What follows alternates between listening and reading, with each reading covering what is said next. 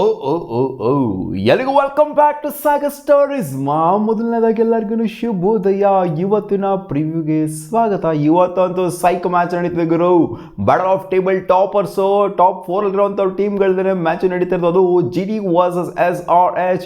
ಇವತ್ತಿನ ಮ್ಯಾಚಲ್ಲಿ ಗೆದ್ದಂಥ ಟೀಮು ಖಂಡಿತ ಮೊದಲನೇ ಪೊಸಿಷನ್ಗೆ ಹೋಗೋದಂತೂ ಫಿಕ್ಸು. RCB ಎರಡನೇ ಪೊಸಿಷನ್ಗೆ ಬರೋದಂತೂ ಫಿಕ್ಸು. ನಾವು ಫಸ್ಟು ಅಂತ ಕಿತ್ತಾಡ್ತಾ ಇರ್ತೇವೆ GT ಮತ್ತು SRH. ಸೊ ನೋಡುವ ಇವತ್ತಿನ ಮ್ಯಾಚ್ನ ಯಾರು ಗೆಲ್ತಾರೆ ಅಂತ. ಪ್ರಿವ್ಯೂಗೆ ಹೋಗ್ಬಿಡೋಣ. ಅದಕ್ಕಿಂತ ಮುಂಚೆ ಪಾಯಿಂಟ್ಸ್ ಟೇಬಲ್ನ ತೋರಿಸ್ತಾ ಇದ್ದೀನಿ, ನೋಡ್ತಾ ಇರಿ ಹೆಂಗಿದೆ ಅಂತ. ಅಲ್ಲಿ ಡೆಲ್ಲಿ ಕ್ಯಾಪಿಟಲ್ಸ್ ಮ್ಯಾಚ್ನ ಗೆಲ್ತಾ ಇದ್ದಾರೆ, ಪಂಜಾಬ್ ಕಿಂಗ್ಸು ಅಜ್ಜಿಬಾಗಿ ಸೋಲ್ತಾ ಇದ್ದಂಗೆ ಈ ಥರ ಕಾಣಿಸ್ಕೊತಿದೆ ಪಾಯಿಂಟ್ಸ್ ಟೇಬಲು. 4 ಕನ್ಸಿಕ್ಯೂಟಿವ್ ಸೋಲಿಂದ ಕಂಗಾಲಾಗಿ ಹೋಗ್ಬಿಟ್ಟಿದ್ದಾರೆ Punjab Kings. Serious thing to worry for Punjab Kings ಆಗೋಗ್ಬಿಟ್ಟಿದೆ ಮಗ. ಯಾಕಂದರೆ ನೋಡಿ, 11 ಮ್ಯಾಚ್ ಕಂಪ್ಲೀಟ್ ಆಗಿದೆ. ಪ್ರತಿಯೊಂದು ಟೀಮು ನಂಬರ್ 6 ಕೂಡ ಪ್ರತಿಯೊಂದು ಟೀಮು 11 ಮ್ಯಾಚ್ ಕಂಪ್ಲೀಟ್ ಆಗಿದೆ. DC ಅವ್ರದ್ದು ಮಾತ್ರ 12 ಮ್ಯಾಚ್ ಕಂಪ್ಲೀಟ್ ಆಗಿದೆ. KKR ಒಬ್ಬರದ್ದು ಮಾತ್ರ ಒಂಥರ ಇನ್ನೂ ಹಿಂದೆ ಉಳ್ಕೊಂಡಿದ್ರೆ 10 ಮ್ಯಾಚ್ ಮಾತ್ರ ಕಂಪ್ಲೀಟ್ ಆಗಿದೆ. ಸೊ ಆಲ್ಮೋಸ್ಟ್ ನಾವು ಆವ್ರೇಜ್ ತೊಗೊಂಡ್ರು ಎಲ್ಲರೂ ಕೂಡ ಆಲ್ಮೋಸ್ಟ್ 11 ಮ್ಯಾಚು ಕಂಪ್ಲೀಟ್ ಆಗಿರೋದ್ರಿಂದ ಸೊ ಇನ್ನು ಬರುವಂಥ 3 ಮ್ಯಾಚ್ ಏನಿದೆ ಎಲ್ಲ ಟೀಮ್ಗಳಿಗೂ ಕೂಡ ಕ್ರೂಷಿಯಲ್. ಎಲ್ಲ ಅಂತ ಅಂದರೆ LSG, MI ಇದು ಬಿಡ್ತು ಅಂದರೆ Delhi capitals for that matter ಬಿಡ್ತು ಅಂತಂದರೆ ಇನ್ನು ಎಲ್ಲ ಟೀಮ್ಗಳಿಗೂ ಕೂಡ ಕ್ರೂಷಿಯಲ್ ಆಗುತ್ತೆ. Delhi capitals out of the tournament official ಇನ್ನೂ ಹೋಗಿಲ್ಲ.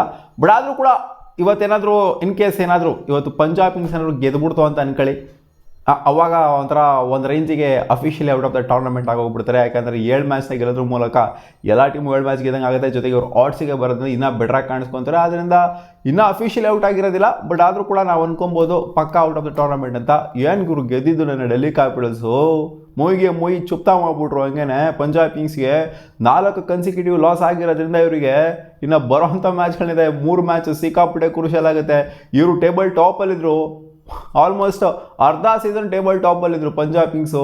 ಅದೇ ಹೇಳ್ತೀನಲ್ಲ, ಸೀಸನ್ ಸ್ಟಾರ್ಟ್ ಮಾಡೋದು ಹೆಂಗೆ ಅಂತ ಅದು ಇಂಪಾರ್ಟೆಂಟ್ ಆಗೋದಿಲ್ಲ. ಸೀಸನ್ ಹೆಂಗೆ ಎಂಡ್ ಮಾಡಿದ್ವಿ ನಾವು, at the end of the day points table end ಆಗುವಂಥ ಟೈಮಲ್ಲಿ ಯಾವ ಪೊಸಿಷನ್ ಹಿಡ್ಕೊತೀವಿ ಅದೇ ಇಂಪಾರ್ಟೆಂಟ್ ಆಗೋದು. ಇವಾಗ ನೋಡಿ KKR ಅವರು ಸೈಕಾಗಿ ಆಡ್ತಾರೆ, KKR ಅವರು ಕ್ವಾಲಿಫೈ ಆಗಿಬಿಡ್ಬೋದಪ್ಪ.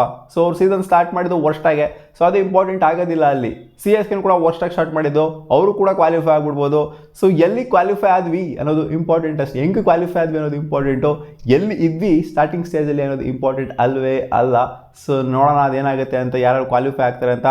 RCB ಸಿಟ್ಟಿಂಗ್ ಪ್ರಿಟಿ ಮಗ. ಯಾಕಂದರೆ ನೆಟ್ ರನ್ ರೇಟು ಸಾಕಾಗಿದೆ. ಇವತ್ತಿನ ಮ್ಯಾಚ್ ಯಾರು ಗೆಲ್ಲಬೇಕು RCBಗೆ ಅಂತ ನೋಡ್ತು ಅಂತಂದರೆ ಇವತ್ತಿನ ಮ್ಯಾಚ್ನ GT ಗೆದ್ರೆ ಬೆಟರ್ ಆಗಿರುತ್ತೆ ನಮ್ಮ RCBಗೆ. ಏನಕ್ಕೆ ಅಂತಂದರೆ GT ಅವರ ನೆಟ್ ರನ್ ರೇಟ್ ಏನಿದೆ ನೋಡಿ 0.228 ಇದೆ, ನಮ್ಮ RCB 1.103 ಇದೆ. ಇವತ್ತು SRH ಇನ್ ಕೇಸ್ ಏನಾದ್ರು ಗೆಲ್ತು ಅಂದರೆ ಅವ್ರು ನೆಟ್ ರನ್ ರೇಟ್ನ ಖಂಡಿತ ಬೆಟರ್ ಮಾಡ್ಕೊತಾರೆ ಇವರಿಗೆ ಕಂಪೇರ್ ಮಾಡ್ತು ಅಂತಂದಾಗ, GTಗೆ ಕಂಪೇರ್ ಮಾಡ್ತು ಅಂತಂದಾಗ. ಆ್ಯಂಡ್ RCB ಜೊತೆಗೆ ಕಾಂಪಿಟೇಷನ್ ಟಕ್ಕರ್ ಕೊಡ್ಬೋದು ನೆಟ್ ರನ್ ರೇಟ್ ಆಧಾರದ ಮೇಲೆ. ಸೊ ನಾವು ನೆಟ್ ರನ್ ರೇಟ್ ಆಧಾರದ ಮೇಲೆ ಇನ್ ಕೇಸ್ ಏನಾದ್ರು ಅವರು 1 ಸಮಥಿಂಗ್ ಈಗ ಬಂದರು ಅಂತಂದರೆ RCB ಖಂಡಿತ ಇನ್ ಕೇಸ್ ಅದ್ದೂರಿಯಾಗಿ ಗೆದ್ರು ಅಂತಂದರೆ RCB ಖಂಡಿತ ಅವ್ರು ಟಕ್ಕರ್ ಕೊಡ್ಬೋದು. ಬಟ್ ಇವರೆಲ್ಲ ಟಕ್ಕರ್ ಕೊಡೋದಕ್ಕೆ ಆಗೋದಿಲ್ಲ GT ಅವರು RCBಗೆ ನೆಟ್ ರನ್ ರೇಟ್ ಆಧಾರದ ಮೇಲೆ.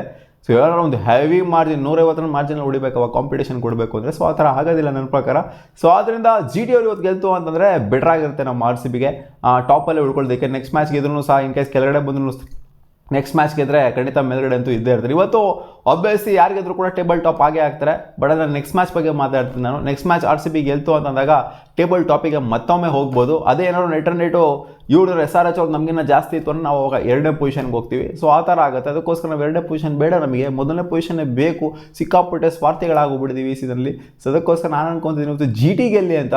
ಆದರೂ GT ಇವ್ರ ಮಕ್ಕಳಿಗೆ ಗೆದ್ಬಿಟ್ರೆ ಹಿಡಿಯೋಕ್ಕಾಗಲ್ಲ ಗುರು. ಶುಭ್ಮನ್ ಗಿಲ್ ಪೋಸ್ಟ್ ಮೇಲೆ ಪೋಸ್ಟ್ ಹಾಕ್ಬಿಡ್ತಾರೆ. ಹಂಗೆ ಕಂಟಿನ್ಯೂಸ್ ಆಗಿ ಹಾಕಿದರೆ ಟ್ರೋಲ್ ಮಾಡೋವಂಥ ಪೋಸ್ಟ್ಗಳನ್ನ, ರೋಸ್ಟ್ ಮಾಡೋವಂಥ ಪೋಸ್ಟ್ಗಳನ್ನ ಎಲ್ಲ ಆಪೋನೆಂಟ್ಗೂ ಇವ್ರಿಗೊಂದು ಸೋಲ್ ಆಗಬೇಕು ಅಂತ ಅನಿಸುತ್ತೆ. ಯಾಕಂದರೆ 4 ಕನ್ಸಿಕ್ಯೂಟಿವ್ ವಿನ್ ಆಗಿ ತೊಗೊಂಡ್ಬಿಟ್ಟಿದ್ದಾರೆ.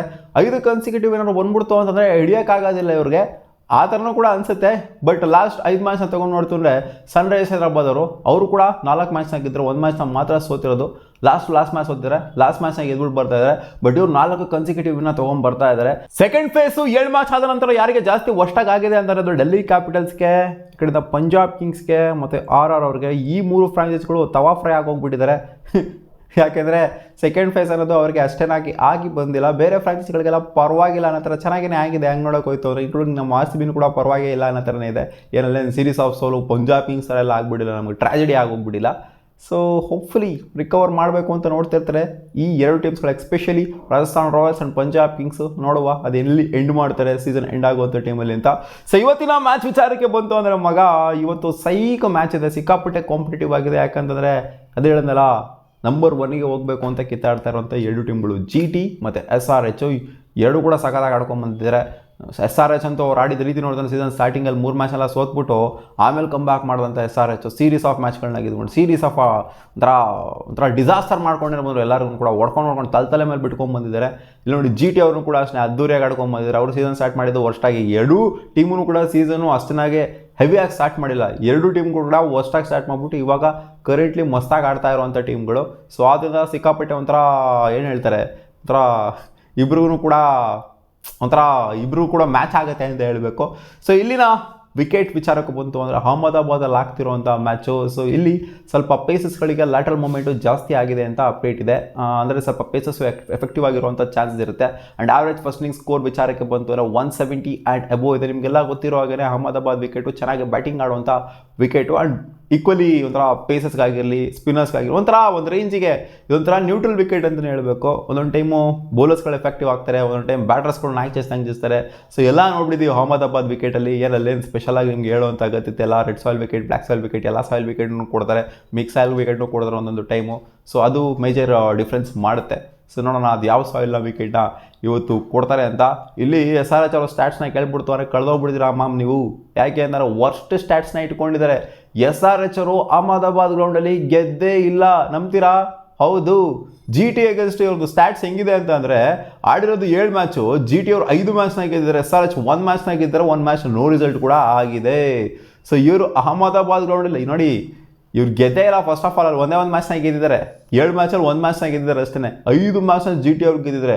ಹಿಸ್ಟಾರಿಕಲಿ ಸಾಕಾಗಿ ಡಾಮಿನೇಟ್ ಮಾಡಿದರೆ GT ಅವರು SRH ಅಗೇನ್ಸ್ಟು. ಸೊ ಆದ್ದರಿಂದ ಇವತ್ತು ಕ್ಲಿಯರ್ ಫೇವರೇಟ್ಸ್ ಆಗಿರ್ತಾರೆ ಗುಜರಾತ್ ಟೈಟನ್ಸ್ ಅವರು ಮ್ಯಾಚ್ನ ಗೆಲ್ಲೋದಕ್ಕೆ. ಅವರ ಹೋಮಲ್ಲಿ ಸೋಲ್ಸೋದೇನು ಸುಮ್ಮನೆ ಅಲ್ಲ. ಹಿಸ್ಟ್ರಿ ತೆಗೆದು ನೋಡ್ತಾರೆ, ಅವ್ರು ಬೆಟ್ರಾಗಿ ಪರ್ಫಾರ್ಮ್ ಮಾಡಿದ್ರೆ ಪ್ರತಿಯೊಂದು ಸೀಸನು SRH ಅಗೇನ್ಸ್ಟು ಇವ್ರ ಹತ್ರ one of the favourites opponents ಆಗಿ ಹೋಗ್ಬಿಟ್ಟಿದ್ರೆ SRH ಅವರು. ಬರ್ತೀರಾ ಬನ್ನಿ ತಲೆ ಮೇಲೆ ಬಿಟ್ಟು ಕಳಿಸ್ತೀವಿ ಅಂತ ಕಳಿಸ್ತಾ ಇದ್ದಾರೆ GT ಅವರು. ಸೊ ಇವತ್ತೇನೋ ಡಿಫ್ರೆನ್ಸ್ ಮಾಡ್ತಾರಾ? ಫಸ್ಟ್ ವಿಕ್ಟ್ರಿ ಏನಾದರೂ ಅಹಮದಾಬಾದಲ್ಲಿ SRH ಅವರು ತಗೊತಾರಾ? ಸೊ ಅನ್ನೋದನ್ನ ಕಾದು ನೋಡಬೇಕಾಗಿದೆ ಮಗ. ಸೊ ಎರಡೂ ಟೀಮು ಕೂಡ ಸಖತ್ತಾಗಿರುವಂಥ ಟೀಮ್ಗಳೇ. ಬಟ್ ಕಾನ್ಫಿಡೆನ್ಸ್ ಜಾಸ್ತಿ ಕೊಡುವಂಥ ಟೀಮ್ ಯಾವುದು ಅಂತಂದರೆ ಬ್ಯಾಟಿಂಗ್ ವಿಚಾರದಲ್ಲಿ ಅದು SRH. ಇದು ಅನ್ಡೌಟೆಡ್ಲಿ ನನಗೆ ಜಾಸ್ತಿ ಕಾನ್ಫಿಡೆನ್ಸ್ ಕೊಡುತ್ತೆ ಇವ್ರು, ಸಿಂಪಲ್ ಆಗಿ ಹೇಳಬೇಕು ಅಂದರೆ. ಆ್ಯಂಡ್ ಬೌಲಿಂಗ್ ವಿಚಾರದಲ್ಲಿ ಕಾನ್ಫಿಡೆನ್ಸ್ ಯಾವ ಟೀಮು ಜಾಸ್ತಿ ಕೊಡುತ್ತೆ ಅಂದರೆ ನನ್ನ ಪ್ರಕಾರ ಇವ್ರು ಜಾಸ್ತಿ ಕೊಡ್ತಾರೆ, GT ಅವ್ರು ಜಾಸ್ತಿ ಕೊಡ್ತಾರೆ. ಯಾಕಂದರೆ ಸಖತ್ತಾಗಿರುವಂಥ ಒಂದು ಬೌಲಿಂಗ್ ಯೂನಿಟ್ ಇದೆ. ಈ ಕಡೆ ಸಿರಾಜ್ ಭಯ್ಯ ಆಗಿರ್ಬೋದು, ರಬಾಡ ಆಗಿರ್ಬೋದು, ಆಮೇಲೆ ಪ್ರಸಿದ್ಧ ಕೃಷ್ಣ ಆಗಿರ್ಬೋದು, ಎಲ್ಲರೂ ಕೂಡ ಮಸ್ತಾಗೇ. ಈ ಕಡೆ ನೋಡಿ ಸುತಾರ್ ಆಗಿರ್ಬೋದು, ಆಮೇಲೆ ರಾಶಿದ್ ಖಾನ್ ಆಗಿರ್ಬೋದು. ರಾಶಿದ್ ಖಾನ್ ಲಾಸ್ಟ್ ಮ್ಯಾಚ್ ತಿಂದಾಕ್ಬಿಟ್ಟು 4 ವಿಕೆಟ್ನ ಎತ್ಬಿಟ್ಟು ಸೊ ಸಖತ್ತಾಗಿ ಬೌಲಿಂಗ್ ಮಾಡ್ತಾ ಇದ್ದಾರೆ. ಸೊ ಅರ್ಷದ್ ಖಾನ್ ಆಗಿರ್ಬೋದು. ಸೊ ಅದರಿಂದ ಸ್ವಲ್ಪ ಮಟ್ಟಿಗೆ ಇಂಪ್ರೆಸಿವ್ ಬೌಲಿಂಗ್ ಇದೆ. ಇವ್ರದ್ದೇನು ಕಮ್ಮಿ ಇಲ್ಲ ಆಗೋರು, ಇವ್ರದ್ದು ಕೂಡ ಸಖತ್ತಾಗಿದೆ ಬೌಲಿಂಗ್ ಯೂನಿಟು. ಪ್ಯಾಟ್ ಕಮಿನ್ಸು, ಆಮೇಲೆ ಪ್ರಫುಲ್ ಅವರು, ಇಶಾನ್ ಮಾಲಿಂಗ, ಶಕೀಬ್ ಹುಸೇನು. ಸೊ ಆದ್ರೂ ಕೂಡ ಇವ್ರಿಗೆ ಕಂಪೇರ್ ಮಾಡಿದ್ರೆ ಬೌಲಿಂಗ್ ಯೂನಿಟ್ ನನಗೇನೋ ಸ್ಟ್ರಾಂಗಾಗಿ ಕಾಣಿಸುತ್ತೆ GT ಅವ್ರದ್ದು. ಯಾಕಂದರೆ ರಬಾಡ್ ಆಗಿ ಸಿರಾಜ್ ಎಲ್ಲ ಒಂಥರ ಕನ್ಸಿಸ್ಟೆಂಟಾಗಿ ಸಖತ್ತಾಗಿ ಆಗ್ತಾ ಇದ್ದಾರೆ. ಆ್ಯಂಡ್ ಎಕಾನಮಿಕ್ ವೈಸ್ ಕೂಡ ಸಖತ್ತಾಗಿ ಮೈಂಟೈನ್ ಮಾಡ್ತಾ ಇದ್ದಾರೆ. ಸೊ ಇಂಪ್ರೆಸಿವ್ ಬೌಲಿಂಗ್ ಯೂನಿಟ್ ಇದೆ GT ಅವ್ರದ್ದು. ಆ್ಯಂಡ್ ಬ್ಯಾಟಿಂಗ್ ಯೂನಿಟ್ ಅಂತ ಬಂದಾಗ Abhishek Sharma, Travis Head, Ishan Kishan, Klaasen, Nitish Kumar Reddy, Aniket Varma, Salil Arora. So ಎಲ್ಲ ನೋಡ್ತು ಅಂದರೆ ನನ್ನ ಪ್ರಕಾರ ಇವ್ರದ್ದು ಸಖತ್ತಾಗಿದೆ ಬ್ಯಾಟಿಂಗ್. ನಂಬರ್ 7 ಕೂಡ ಬಲಿಷ್ಠವಾಗಿರುವಂಥ ನಂಬರ್ 8 ಪ್ಯಾಟ್ ಕಮಿನ್ಸ್ ಬರ್ತಾರೆ. ನಂಬರ್ 7 ಕೂಡ ಸಖತ್ತಾಗಿರುವಂಥ ಬಲಿಷ್ಠವಾಗಿರುವಂಥ ಬ್ಯಾಟಿಂಗ್ ಯೂನಿಟು. ಇಲ್ಲಿ ನೋಡಿ ಶುಭ್ಮನ್ ಗಿಲ್, ಸಾಯಿ ಸುದರ್ಶನ್, ಜಾಸ್ ಬಟ್ಲರು ಇವರೇ ತಿಂದಾಕ್ಬಿಡ್ತಾರೆ ಮೇನ್ ಮ್ಯಾಚ್ನ. ನೋಡಿ ನನ್ನ ಲಾಸ್ಟ್ ಮ್ಯಾಚ್ನು ಕೂಡ ಅಷ್ಟೇ ಸಖತ್ತಾಗಿ ಆಡಿದ್ರು.